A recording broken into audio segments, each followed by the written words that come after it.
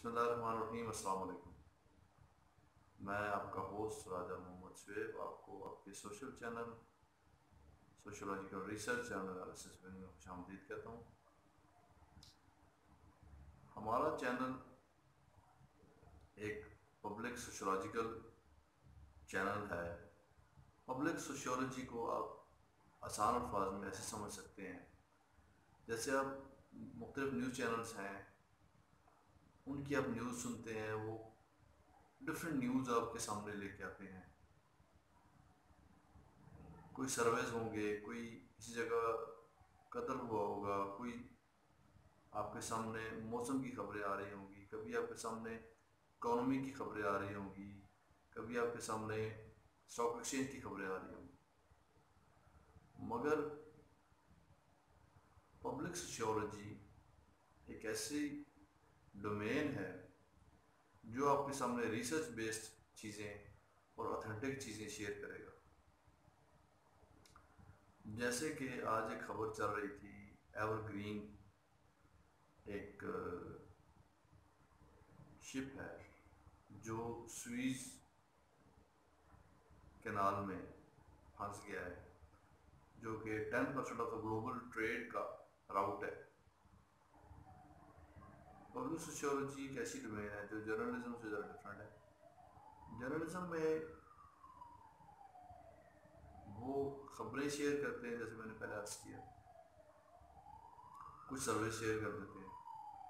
मगर जो सोशियोलॉजिस्ट है, जो सोशियोलॉजी की रिसर्च है, वो थ्रू प्रॉपर चैनल और थ्रू रिगोरस मेथडोलॉजीज, जो सोशियोलॉजी की डिफरेंट क्वालिटेटिव क्वांटिटेटिव रिसर्च की डिफरेंट मेथडोलॉजीज हैं, उसके थ्रू फिर डिफरेंट सॉफ्टवेयर के थ्रू उस रिसर्च का एनालिसिस किया जाता है। उसके बाद वो रिसर्च आप तक पहुँचाई जाती है। अब एक चीज़ जो हज़ारों लोगों के थ्रू रिसर्च क्वेश्चनियर्स के थ्रू फिर उसको एनालिसिस, फिर उसका एनालिसिस आपके सामने जब आता है तो दैट इज़ एन ऑथेंटिक, आप उसको आसान अल्फाज में न्यूज़ समझ लें। पब्लिक सोशियोलॉजी का मकसद भी यही होता है कि आसान अल्फाज में कोई रिसर्च, कोई पब्लिकेशंस, कोई ऑथेंटिक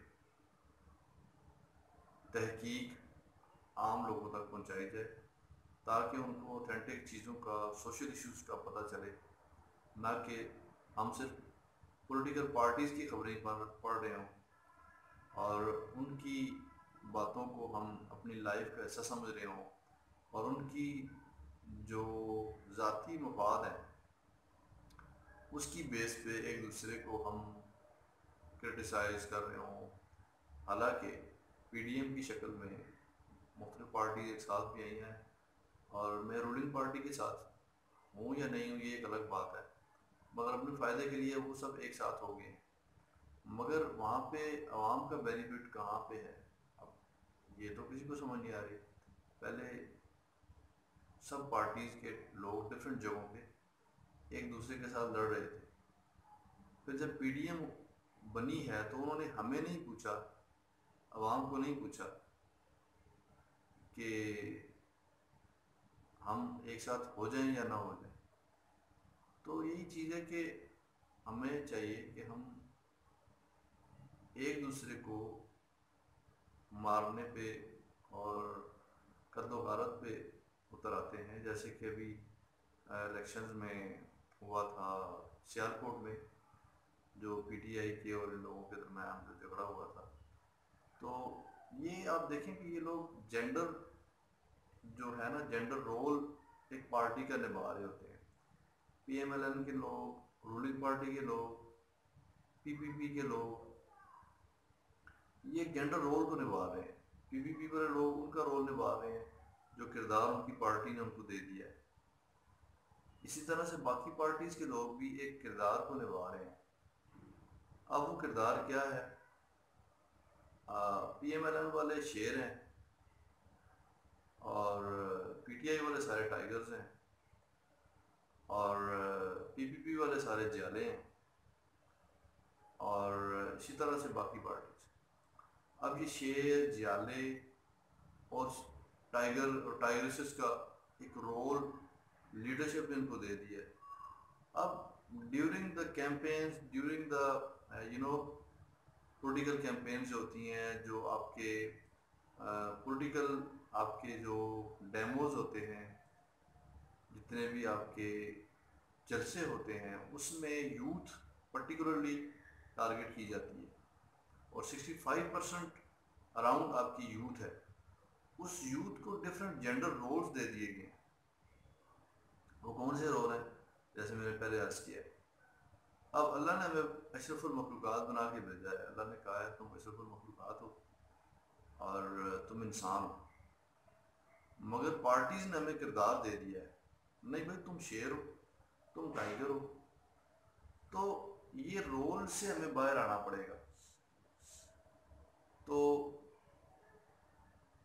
پبلک سوشیولوجی کے چینل کا مقصد آپ کے سامنے ڈفرینٹ چیزوں کو جو آؤٹ آف دا باکس آپ کے سامنے ہم پیش کرنا چاہتے ہیں، جن کو ہماری پرٹیکولرلی یوتھ جو ہے، جو میچور ہیں، جو سینئر لوگ ہیں، دے نو ویری ویل، ان کو پتہ ہے، مگر ہماری یوتھ جو ہے وہ ایک جینڈر رول نبھا رہی ہوتی ہے ایک پارٹی کا، اور اس دوران لوگ قتل بھی ہو رہے ہوتے ہیں۔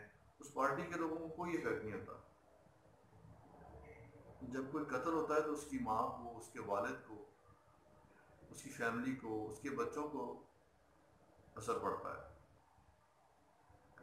میں آپ سب کا شکریہ ادا کرتا ہوں جن لوگوں نے ہمارے چینل کو سبسکرائب کیا ہے، اور جن لوگوں نے بھی سبسکرائب نہیں کیا وہ بھی سبسکرائب کریں، اور آپ کمنٹ میں ضرور بتائیں کہ واقعی ہماری یوتھ اس رول کو نبھا رہی ہے کہ نہیں نبھا رہی، اور اگر نبھا رہی ہے تو اس کو نبھانا چاہیے یا نہیں نبھانا چاہیے۔ میں تو اس کو اس اینگل سے دیکھ رہا ہوں کہ ہماری یوتھ جو ہے وہ بگڑ رہی ہے۔ ایک تو جو ٹیکنالوجی نے بگاڑا ہوا ہے، دوسرا پارٹیز نے بگاڑا ہوا ہے۔ تو آنے والے دور میں پاکستان کہاں پہ سٹینڈ کر رہا ہے، میں تو اس کو بڑا عجیب طرح سے دیکھ رہا ہوں۔ آپ اپنے کمنٹس، اپنی رائے سے مجھے آگاہ کریں کہ آپ لوگ اس کو کس نظر سے دیکھ رہے ہیں۔ آپ کا بہت شکریہ، اپنے عزیز و اقارب، اپنے دوستوں کا، اپنے اہل و عیال کا خیال رکھیے گا۔ اللہ حافظ۔